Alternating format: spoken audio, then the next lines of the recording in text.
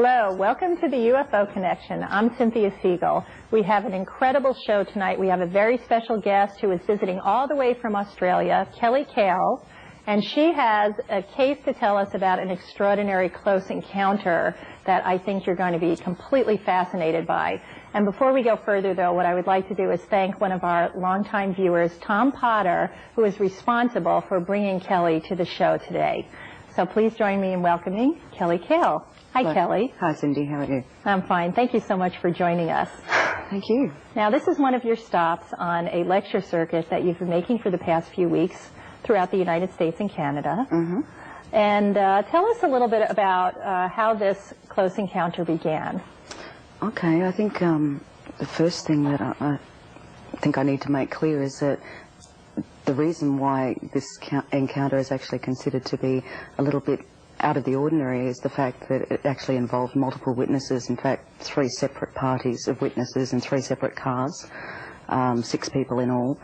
And the subsequent investigation recovered a lot of ground traces, including marks on the field and physical marks on the bodies of 4 of the people involved, including myself. So what we have, I guess, is a case that's very unusual and not often encountered. But yes, you do have extraordinary evidence, which I would love to go into a little bit later in the show to fill our audience in about.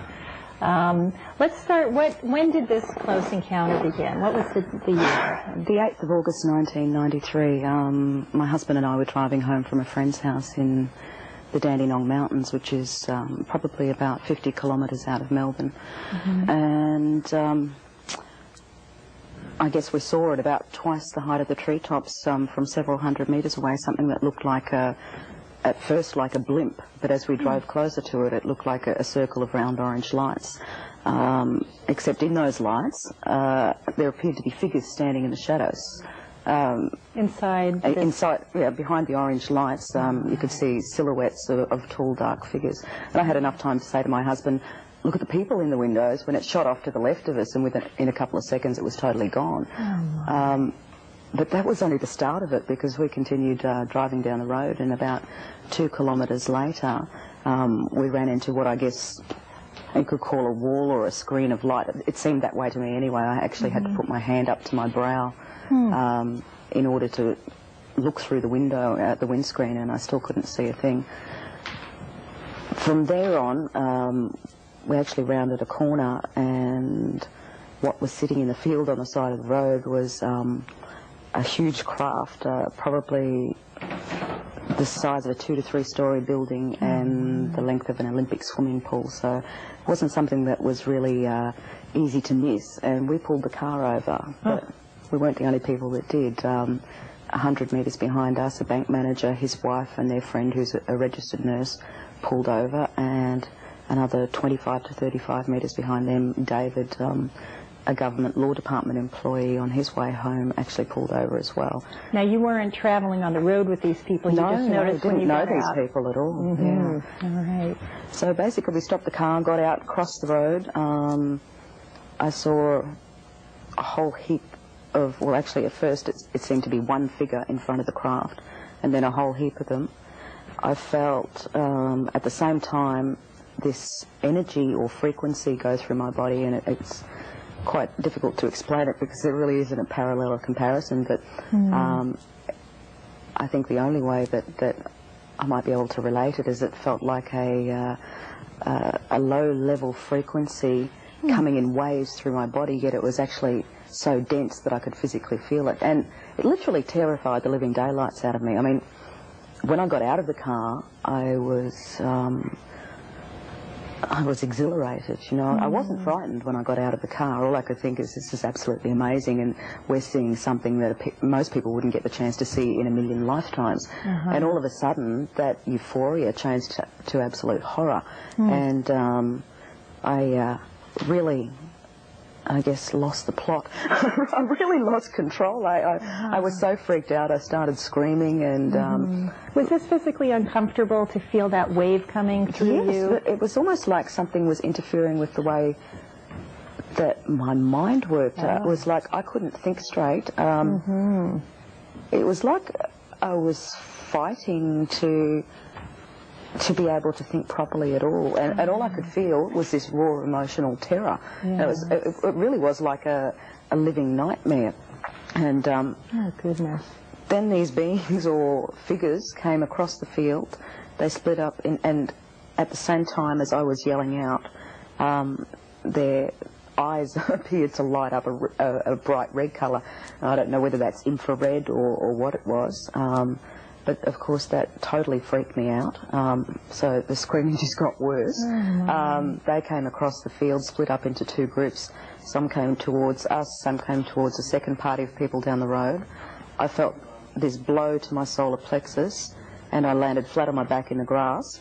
Oh, my. So you got knocked over forcefully by something that didn't touch you that you saw, but it was something that... It was like, almost like an electric charge of some sort. It wasn't like a thump. It was like I'd received an electric shock straight in the solar plexus. Like a shock, huh? Yeah. And were you knocked off your feet? Yeah, literally off my feet and flat on my back on the ground. And it knocked the wind out of me. I couldn't breathe. Right. And I really, really struggled to sit up. I kept thinking I was going to die if I didn't sit up.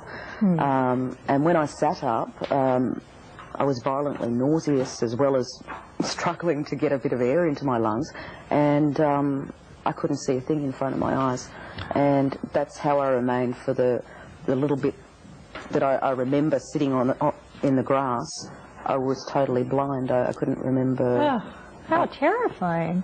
Yeah, it was actually. It was very terrifying. I think I really was hysterical, and it's almost a little bit embarrassing to think about how hysterical I was then. But I think it's not until you're put in a situation that's totally out of your control do you... Absolutely, and you're being assaulted, knocked over, you're losing your vision, and and these red-eyed, terrifying foreign beings are coming towards you. That's very incredible.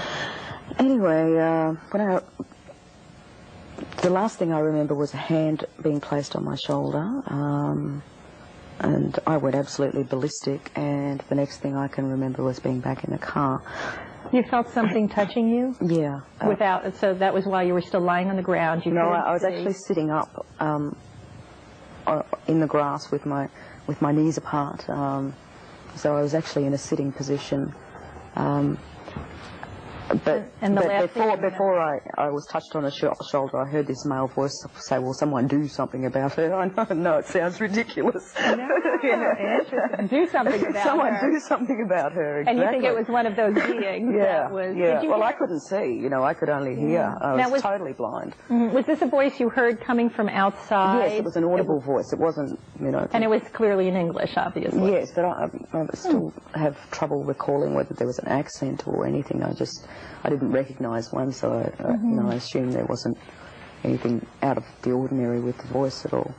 Did you hear any sounds coming from your husband, let's say, or the people up the road? Only in the very beginning when I first got hit, and I sat up, and I called out to my husband that I couldn't see, that I was blind, and I heard him say, "Let go of me." And then I heard the same male voice say, "We don't mean you any harm," and my husband saying, "Well, why did you hit Kelly then?" And so he saw you get knocked off your feet and gasped for air probably afterwards. Yeah. So not a very good situation. I actually threw up. That's how frightened I was. While I was sitting down, I literally threw up. So. Oh dear, goodness! And then the last thing you remember is being touched after sitting up, and then you woke up where? Well, I was back in the car and totally disorientated. And as far as I could remember on that particular night was us driving into this light. And I couldn't remember what had gone out on the field until several weeks later, actually, until we had driven back up there again. But when I got home that night, the first thing was that we had about an hour and a half that we couldn't account for. It just seemed to have gone instantaneously missing from our lives. Secondly, I was marked with an equilateral triangle mark underneath my navel. How large or small would that be? About 9 or 10 millimeters each way. And what did that look like? The triangle, did it have a color, texture? Yeah, it was red. It actually looked like a burn, or as if the first few layers of skin had been removed. And I think the most, well, I didn't pay a lot of attention to it. I noticed it because it was geometric, and I sort of was wondering, well, I wonder if this had anything to do with what we saw up in the sky, but then I thought, no, I'm being ridiculous, so I left that. But I think the main problem that occurred that night was that I'd started bleeding when I wasn't due, and quite profusely, and that continued for 3.5 weeks till I was hospitalised with an infection in the womb, which the hospital doctors had no explanation for. Now, as it happens, the two ladies in the second party also had gynecological problems, quite severe ones, instantly post-encounter. They were also left with the triangular marks underneath their navels. And what did the diagnosis for that bleeding turn out to be? Well, there was no diagnosis. There's even on the medical records I have, there's still question marks beside everything. You know, they checked out well, first they did pregnancy tests to even test that I'd been pregnant and something hadn't festered, and that was negative. They checked out endometritis, a whole heap of things, and all that they had was that there was a intrauterine infection, and they had really no explanation for why it had actually started. Goodness. Now, you wrote about all the details of your encounter in this book, Encounter, which we'll be talking about in a few minutes for the audience and showing them some pictures out of it. So this didn't seem to be related to any pregnancy or anything like that. They just have question marks. Yeah. For your case. Yeah, still on the medical records. Oh my goodness. And how were they able to? They were obviously able to treat you for this. And what was the treatment? Yeah, I was placed on a very strong drip of antibiotics for several days in hospital. Then let out, and yeah, it seemed to do the trick and heal the problem. But why the problem occurred in the first place is still a mystery, I guess. Yes. Anyway, I went forward to researchers. This was a bit of a problem. I knew something had gone on here, and I wanted to do something about it. My husband wasn't in agreement with it, but I just couldn't help myself, and I started ringing universities, and finally the Civil Aviation Authority put me onto UFO researchers, and at that time I had no idea that something like a UFO researcher existed, you know. I sort of thought that I'm the only person in the history of mankind that this has happened to. So this was a subject you had no interest, no familiarity with, none and whatsoever. This extraordinary experience happens to you. Yeah. And that is really what made you seek out assistance from people in the field. So how did that turn? Now, what about your husband, though? Let's backtrack a tiny bit, if you don't mind. Did he have any marks on his body? No, he's the only one that actually, yeah, he and Bill, the male member of the second party, seemed to be the only ones that didn't have marks on their bodies. So out of the 6 witnesses, there were 3 females or 4 females? There was 3 females and 3 males. 3 females had marks and 1 male, but the other 2 didn't. Okay. Does your husband, did he have recollection the next day also, or a few weeks later when you went back to that same place?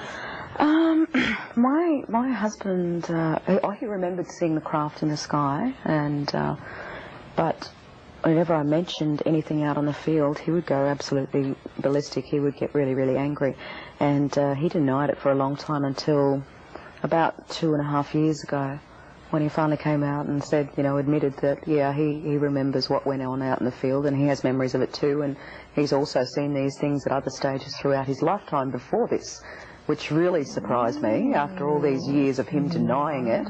But you have to understand, he comes from a Muslim background, and everything to him was anything to do with UFOs or this was totally demonic. So his idea was not to touch it, not to think about it, not to do anything with it. He was trying to deny this whole event occurred. Yeah, now, forget it and it'll go away. Yeah, which obviously, as you know, doesn't work. Now, what about your background? What is, you said he was a Muslim. What? I was a strange marriage mix here, but I was a full-on Pentecostal Christian at the time, which probably explains half of my reaction out on the field, because, you know, I thought I'd had a run-in with Satan himself while I was out there, and I think, you know, my hysterics had a lot to do with that.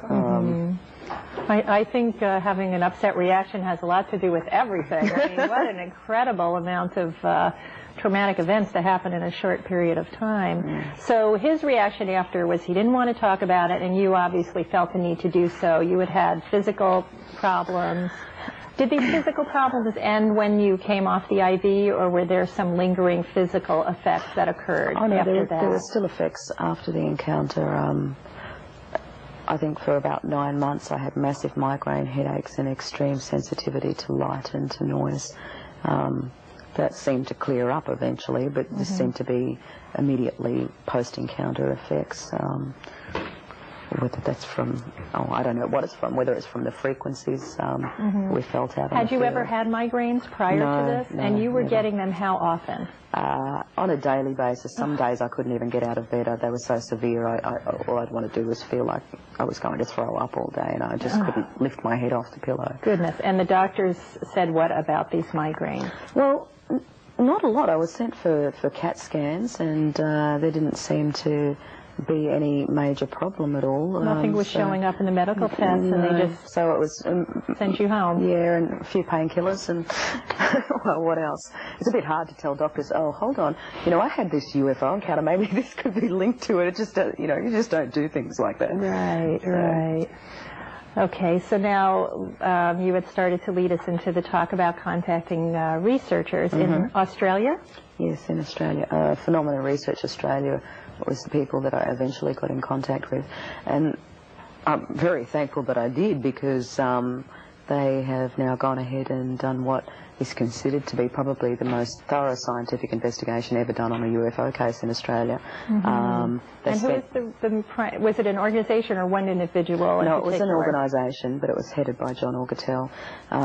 Although it ended up expanding beyond that, the Monash University of Melbourne got very deeply involved in the on-field data collection and analysis as well. So now this is very remarkable. Now we in this country, when there's a UFO case or a close encounter, the universities don't jump on board, and people don't start usually jumping on board to do good quality research. But you had a reaction like that over there. You're very fortunate. Yeah, I was very, very lucky. And now were UFO phenomena, was that commonly talked about, or actually in Australia? It's definitely been research going on for many, many years. There's been a lot more cases than will ever be brought out in public, but it wasn't an issue that was dealt with in public at the time. So your case really was pivotal in bringing... Oh, it opened the media up in Australia incredibly. It was. But the research itself, I just want to go back to that for a moment. Absolutely. The on-field ground traces and data took 18 months of investigation. There was no expense spared. There was aerial surveys, infrared photography from the air. The magnetic readings were taken by a portable magnetometer, $250,000 worth of equipment, and only one of two in Australia. Wow. So they basically went all the way, and I've seen photographs of several acres of the field cordoned off into 1 metre blocks with pegs and ribbon, and samples were taken from every single block, and several times actually, and sent to two separate individual analysts. But the ground traces included a triangular mark out on the field that was first thought to be burns, but ended up being the chemical pyrene, which is a carcinogenic, cancer-causing agent. But it does come naturally in small quantities in areas such as coal lodes, but geologically it shouldn't have been in this particular position, and certainly not in a triangular formation. How large was the triangle formation? The triangle was only, it was an equilateral triangle again, but the marks were only 20 feet apart. However, there was another very large magnetic anomaly in the shape of a semicircle. And actually, if I show you the picture of the craft we all drew, this is the original craft that I actually... Here, tell you what, let's hold it up for the camera, and we'll let them do a close-up. Okay, we're going to use this camera, correct? Which one are we using here? All right, this camera's going to do a close-up in a moment. And... there we go. All right, now I'm going to point to the one that we're talking about first. Now this one right here is the, I want to make sure there's no glare on it. This is the drawing that, Kelly, you did. How long after the event, the Close Encounter, did you do this drawing? Within about 4 or 5 weeks. 4 to 5 weeks. Yes. Okay. Were you asked to do so? Yes, I was. When I first contacted the researchers, they asked that I submit anything that I could remember, including drawings and written documentation of everything that I remembered. The second... And the reason you didn't do this sooner is because you were having that medical problem for the first 3.5 weeks, certainly. Oh, the reason is that I hadn't gone forward to researchers, you know. I mean, that took a bit of courage, and it also took a bit of research to even find out where to go to. Yes. But the second group came forward 6 weeks after I did, with the same story and drew the same thing, yet they weren't aware that I'd already been to the researchers, and they weren't told about that either until approximately 9 months after the investigation had started, after the encounter. So how did these people know to come forward? Was there some publicity involved? No, none whatsoever. They on their own, just like you felt a need to seek out? No. What happened was that there was an advertisement put by the researchers in a local paper, because I'd insisted that there was a second group of people behind me. But the advertisement was very carefully worded, and it was basically to do if anyone had any unusual activity in this particular suburb.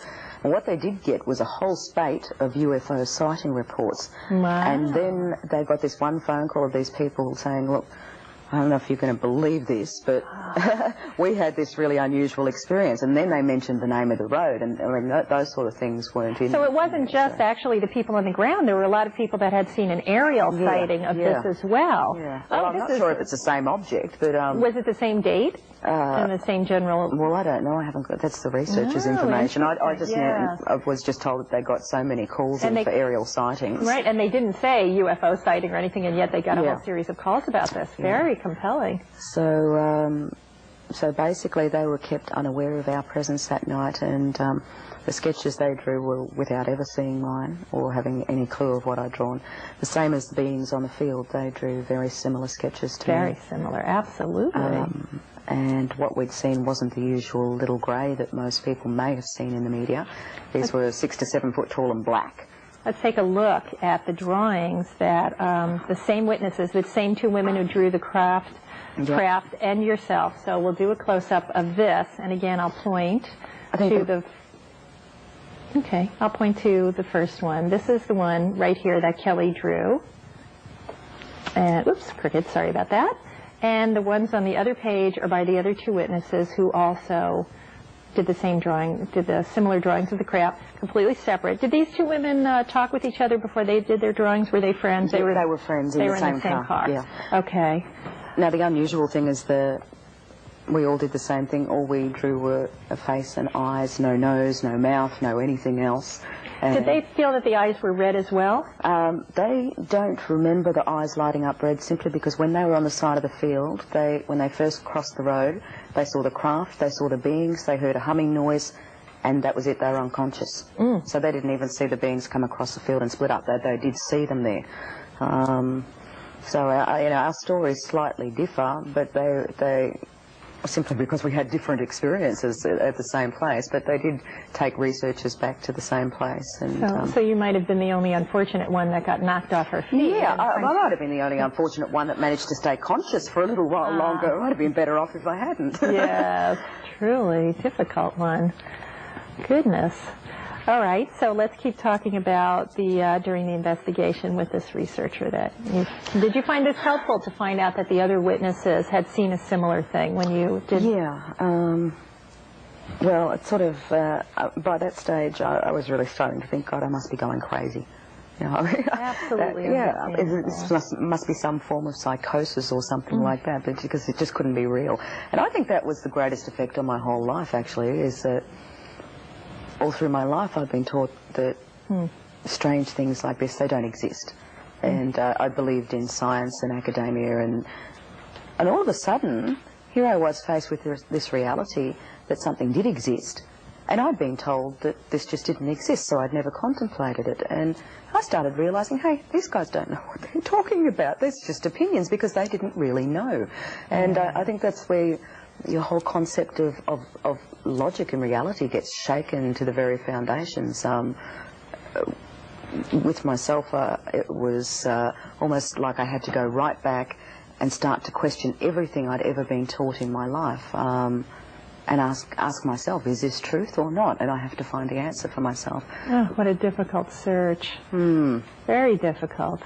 I bet that's been quite a difficult struggle to, especially since the general public, although, like I said, you're fortunate that the media and the people you turn to for help were at least willing to assist you rather than giving you very negative feedback and just ignoring you and leaving you alone to deal with it without information.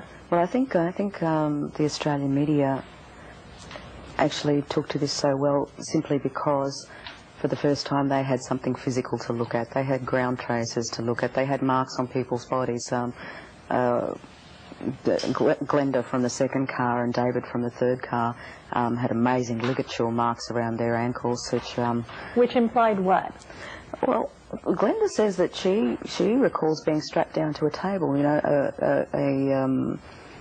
a relapse, I guess, of consciousness, and she said she was in a room and she was strapped down to a table. Don't ask me, but the ligature marks seemed to say something, you know, that she was strapped down to something, or something tight was around her leg. How many people had ligature marks on their leg? Just two, her and the lone male in the car behind her. Now, he came forward to speak with the researchers and share his experiences, but he has never wanted to come public. Yeah, he actually didn't come we didn't even find out anything about him until 1996, 3 years down the track. Apparently, very early on in the piece, they'd gone to other researchers to tell their story, and no one had been interested, and it hadn't been linked up, so no one knew that he had anything to do with this, and they'd got a little bit disillusioned and decided that maybe they'd better just keep it to themselves. And it wasn't until they saw a story in a magazine, an article that I'd done, that I thought, you know, hold on a second, this sounds exactly like what he went through. This was his wife encouraging him that he's got to do something about it, of course. Yes, just as traumatic for the spouse as the person going and he was also left with the same marks on his body that the two women in the second car had, which was a series of 3 dots on the inside thigh. How large might these dots be? Like a puncture dot, or a you know, like the end of a pencil eraser on the end? Yeah, about the size of the end of a pencil eraser. 3 red spots in a row. That never fade in color. Is there any tenderness on these spots, for instance? Not that I didn't have them. So not that I'm aware of. I'm just aware of the markings. I've been given photographs of the marks. But, now, do you still have your triangle? Nah, it went about 5 months afterwards. 5 months. Yeah. Actually, at first it was red, and I thought, well, this could be a burn. Then it healed to be the outline of a scar, a triangular scar, which suggested more that it might have been a cut or the layers of skin removed rather than actually a burn. I didn't realise, of course, how important that was until January the following year, when the researchers said, well, hey, you're not alone in this because the other two had it as well. And that was a real relief. Yeah, so... Now, have you since, you know, met with the other witnesses and become friends, perhaps, or shared experiences? No, I didn't understand that at first. All I thought, you know, we've been through this and no one else in the world has experienced this.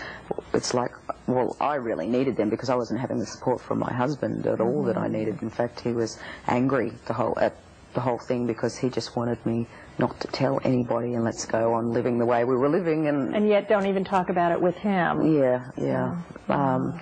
But they, at first, they weren't even told about us until July 1994, so I had to wait all of that time. Almost a year later. About 9 months after they came forward, they were told about our presence that night.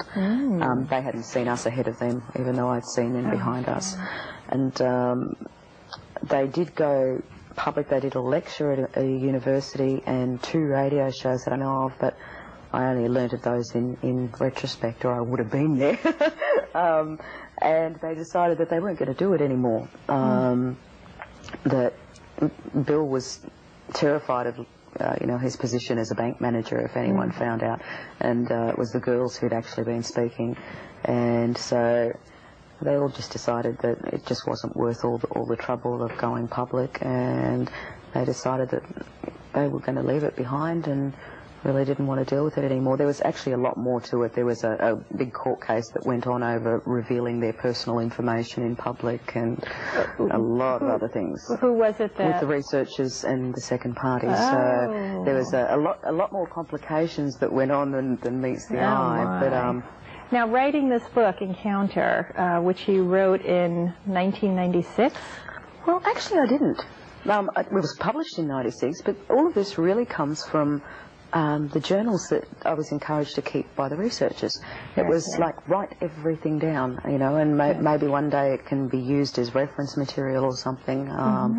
And it was a form of, I guess, a form of therapy too.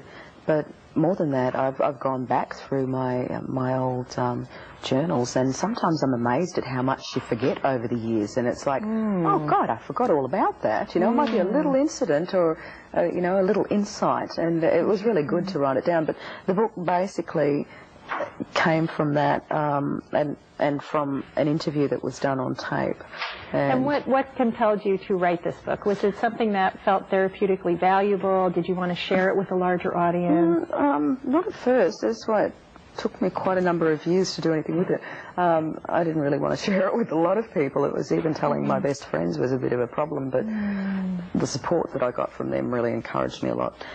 But it was actually researchers and other experiences. I got to meet quite a number of, actually now it's in the thousands of other experiences now across the globe. But by then I'd met several people, and everyone kept saying to me, listen, you've got the ability to actually get out there and do something. You've got physical evidence. You've got 3 parties of witnesses, and we've been in our situations alone. We haven't got what you've got to get out there and tell people, hey, there's something going on. And basically, I think I got pushed into a little guilt trip there for a while. You're not doing your part for society. Yeah, that's it, exactly. Yeah, hey, you've got a job to do, girl. And eventually I got around to doing it, and I was quite surprised at that a big publisher like HarperCollins snapped it up. And what kind of reaction did you get to your book? Oh, very good, actually. Media went crazy on it in Australia, and actually that's where a lot of media attention turned to UFOs from there on in, and actually a little bit before my book. But I think I was one of the first, probably the first experiencer to go so full on in the Australian media, and I was on current affairs programs and in academic journals and so on. And it's not an easy thing. I mean, I'm not an unintelligent woman, so it's I know it looks crazy, but someone doesn't get up there and make a fool of themselves and invent an absolutely stupid story like that when they know how ridiculous it sounds. So the purpose behind it, you know it's going to look stupid, it's going to probably ruin your reputation or whatever, but when you've got a truth to get out there, it's really important, and I just thank God that a lot of people actually did listen, which is, You're very fortunate. It didn't ruin your reputation, and you live in it did ruin my marriage. Ruin your marriage. I don't want to use the harsh word, but okay, that's unfortunately what happened. But you live in a small town now, yes, so in I Australia. And how do your fellow townspeople feel about your experience, or is there any, feedback from it? Yeah. Well, actually, my next door neighbour is a pastor of a church, and within weeks of me moving in, he was on my doorstep saying, I heard you wrote a book. And he said, the boys have been talking about it. So, but I tend to stick to myself a lot. I'm a very private person, so I really don't know what people say and think. Nobody's coming No up one and will do saying it purposely anything. to me. Actually, the only person having any problem with it at the moment is my oldest. She's about to turn 13, and she's going through that stage where everything about her mum's embarrassing, and this just makes it worse. Oh, dear. Once upon a time, she used to be really proud of this, not anymore. Yes, well, that's just that age. Yes, it's being a 13-year-old. Yeah. So now you have 3 children, correct? Yes, I do. And how do the others, has there been any experiences that you know of that your children have had? Or have you had, and, well, let's start with your children, and then... Well, I certainly hope not. So none that you know of, that your children have not had any encounters or visitations? No. Do you feel you've had any visitations or encounters since that August 93 event? Yes, I had, for 5 months after the encounter, I had what I term as night visitations. I had woke up on 4 occasions to see one of these tall, dark beings standing right beside my bed. Whether it was a sleep phenomena or something, I don't know, but it certainly seemed real when I woke up. And well, enough to scare the living daylights out of me, so that, you know, it's only been 2.5 years since I've been able to sleep without the light on again. So, you know, when you've been that scared as an adult that you've got to sleep with the light on in your room, you know, it's, to me it was very, very real. Now, the being that you saw in the follow-up visitations, night visitations, did they appear, as best as you could tell, to be the same being? There's only one. Okay. Did it appear to be the same as the 7 beings? How many did you see out in the field that night? We didn't. 7 or 8. 7 or 8. Did it appear to be the same? Yeah. Yeah. Yes. I was pretty sure it was one of the same. So, other than the sort of teardrop-shaped head with the red eyes that appeared to glow, is that an appropriate way to describe it? What about the rest of the features? Okay. Well, I'm sure. Beside my bed, it seemed to be wearing a cloak. Huh. Like a cape? Yeah. Down to the ground? Or? Yeah, and a hood on it. And it's really actually quite strange because Glenda from the second party, I only found out probably 2 years down the track. I was given more of her diagrams, and where she says she came back into consciousness and she was strapped down to a table, the being that she woke up and saw was also wearing a cloak. So there's a sort of a little coincidence there. Yeah. But out on the field, I really can't tell you about their bodies, because when you see this huge mass of glowing red eyes coming straight at you, you're not looking at anything else but the eyes, you know. I mean, you're not worried about the colour of their fingernail polish. It just doesn't enter your mind. Would it appear like when cats' eyes, you know, the light hits them just right at night? No. Was it that kind of a red eye? It was like a stoplight on the street. It was like a red hot glow on a stove. That sort of glow. Very interesting. Wow. I would be terrified. Who wouldn't be terrified seeing something like that? And I can't even imagine waking up and standing on the side of my bed as some red-eyed creature with a cloak on. That's dear goodness gracious. That first time it happened, there was no way I was going back to sleep that night. I was sort of I'm surprised you ever went back to sleep, Kelly, to be honest with you. Well, at least it only lasted for 5 months. You know, there's a lot of people that I speak to. How often did it happen during that 5-month period? 4 times. 4 times during 5 months. And what happened during those night visitations? Okay, well, the first time, I could feel this. I was asleep, and I had a very vivid dream where I could feel this presence in my dream, and something said to me not to be frightened of what was about to happen. And I felt this suction on my chest, and almost like my chest had turned into an elastic band, and something was sucking something out of me. And then I got a bit panicked, and it eased back into me a little bit. And then it started again, but really, really strong, and that's what woke me up. Like energy or something was being drawn out of me, but it really made my chest feel like it was an elastic band. And when I woke up, that's when I saw this thing standing this far away from me on the side of the bed. Yet here's the difference. In my dream, when I was asleep, I couldn't see anything. It was just a presence. Only ever in all of these dreams, when I woke up, did I see something. In the dreams, there was never anything to see. It was just an awareness of a very strong presence of something. And what I did notice is the same absolute horror energy that I had out on the field was the same thing I felt when this thing showed up. Oh, dear. And what happened next when you had that feeling of horror? How long did this last? Did anything happen, like any physical marks the next day, any communication, any missing time that you knew of? No, it just seemed to just stand there and look at me, and then it was gone. But I just got the impression that I might have won this time, but you know, there'll be other days. That's the whole impression. It's almost like it was there long enough for me to realise that, hey, this is real, and then it wasn't. And yeah, it wasn't a good year, I think, after that. It sort of all, and that wasn't all that happened. I tend to forget a lot of things, but we had some very strange electrical phenomena going on around the house. Oh, interesting. We had major appliances blowing, light bulbs going all of the time. You know, what do you mean? What do you mean, blowing up or turning on and off by themselves? We had the TV turning on and off by itself. My husband's car would turn over in the driveway like it was like the sound of a car that's been flooded, with a kill switch on and the door's locked, and he'd run down to try and find.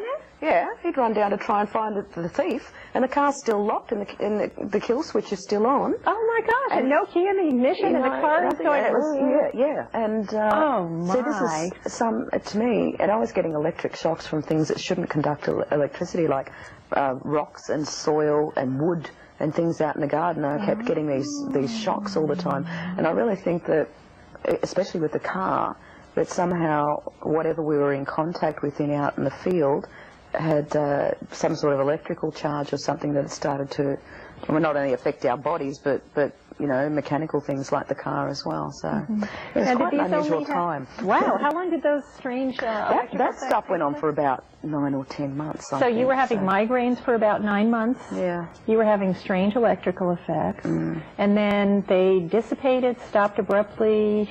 Yeah, it just seemed to disappear. It just seemed to stop. And so the night visitation stopped after that 9 months as well? No, they were only the first 5 months. First 5 months. So after 9 months after, as far as you know, you have had no experiences?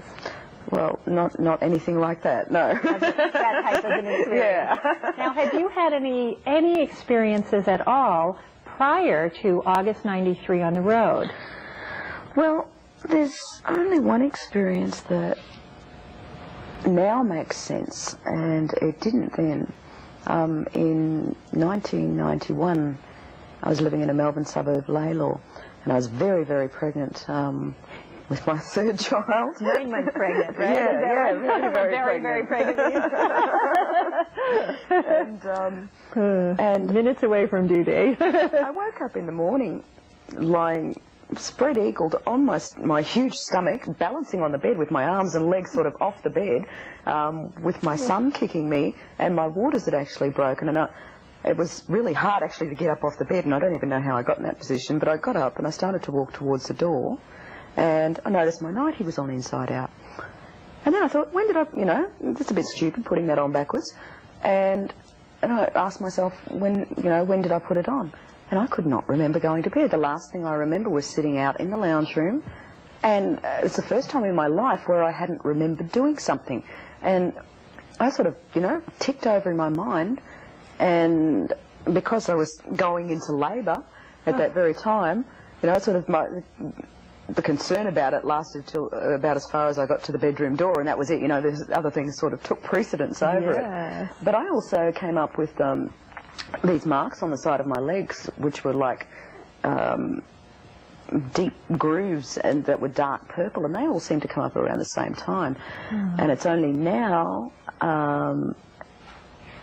after I've learnt a lot about UFO experiences and everything, that they're the classical scoop marks that a lot of UFO experiences actually have. And if you actually feel them, you can feel what feels like a hole going down through the muscle tissue, right down like a punch biopsy. So you still have that mark on your ankle? No, on both of my calves. Both of your calves? Yeah.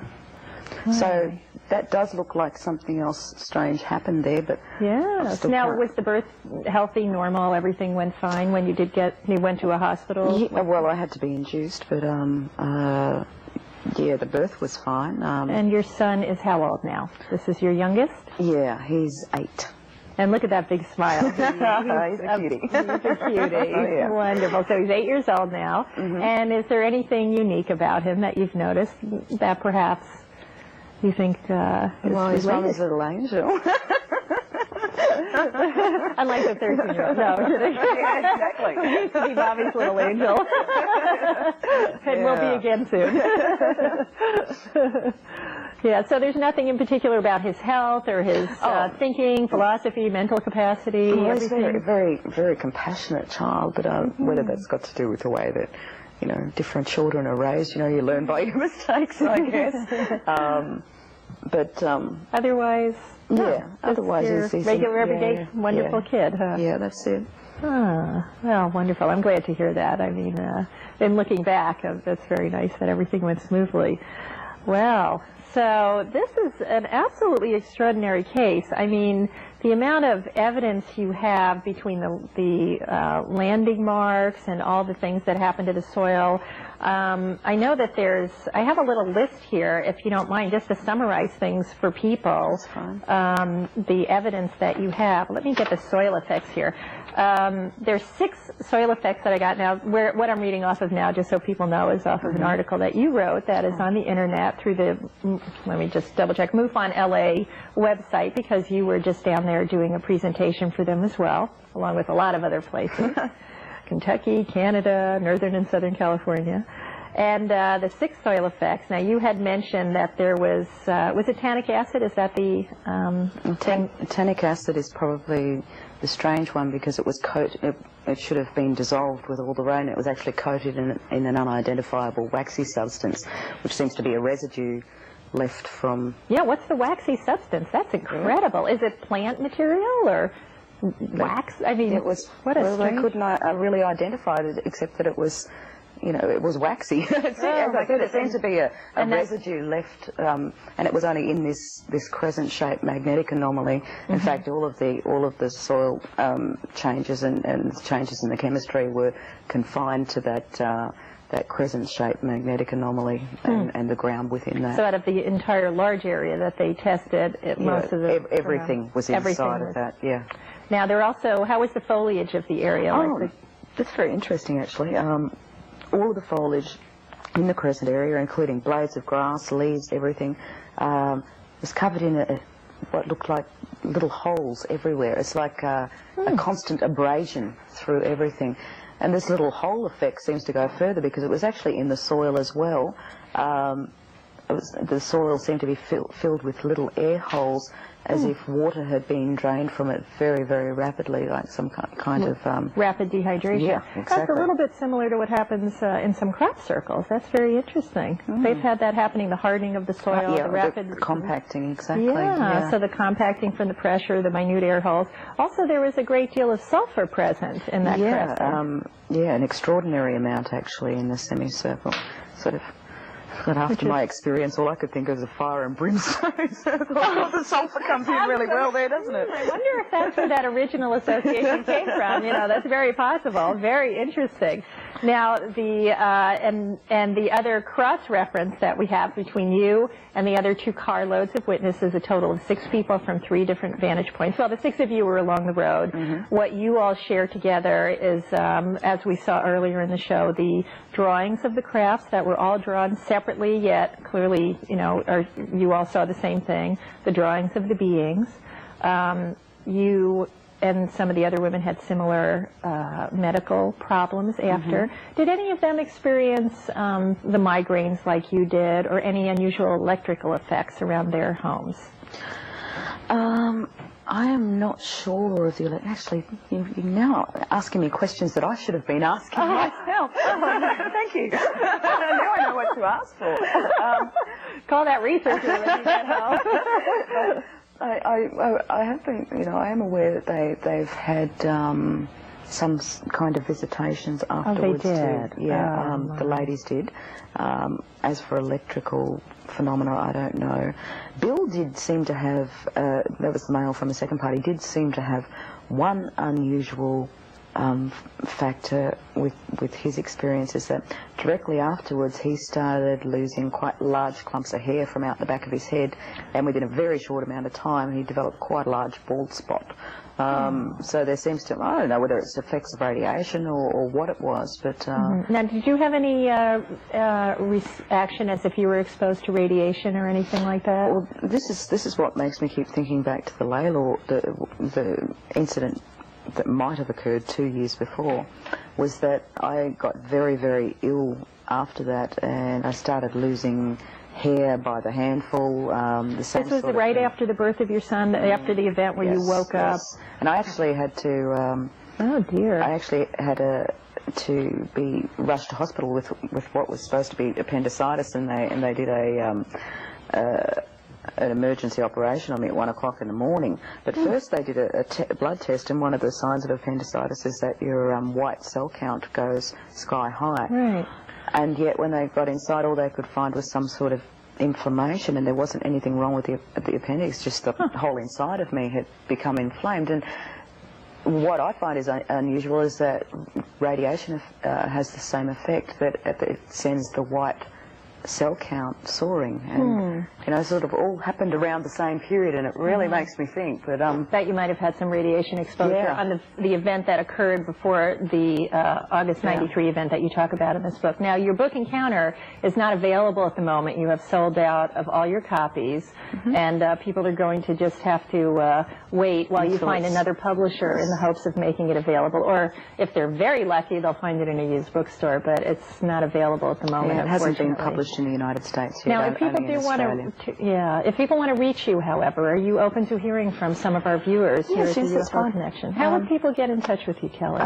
Usually by email. Okay. Would you be willing to say your email address for fine. people? It's all lowercase, expo, expo, at i-o.net.au. Okay. Read it one more time. Say it one more time. Okay, that's expo, expo, at i-o.net.au.